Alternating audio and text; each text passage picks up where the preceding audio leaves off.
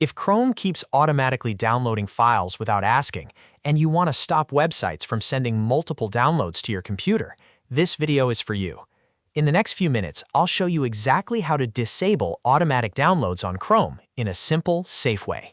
This is a great setting to change if you want more control over your browser, reduce unwanted downloads, and keep your computer a little more organized. If this tutorial helps, make sure to hit like and subscribe for more easy tech guides. Let's jump right in. First, open Google Chrome on your computer. In the top right corner of the browser, click the three-dot menu.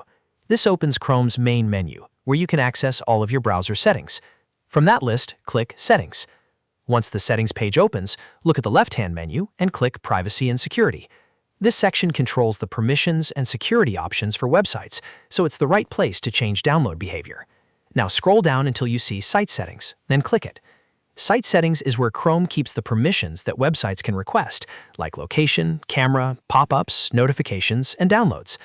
After that, scroll down to find Additional Permissions and expand that section.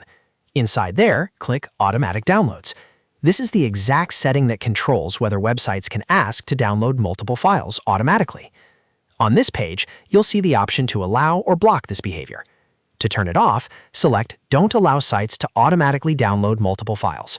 Once you choose that option, Chrome will stop websites from silently triggering multiple file downloads without your permission. That means you'll have much more control anytime a site tries to save several files at once. And that's it. You've now disabled automatic downloads on Chrome. It only takes a moment, but it can make a big difference for privacy, organization, and peace of mind. If this video helped you out, please give it a like, subscribe to the channel, and turn on notifications so you don't miss the next helpful tutorial. Thanks for watching, and I'll see you in the next one.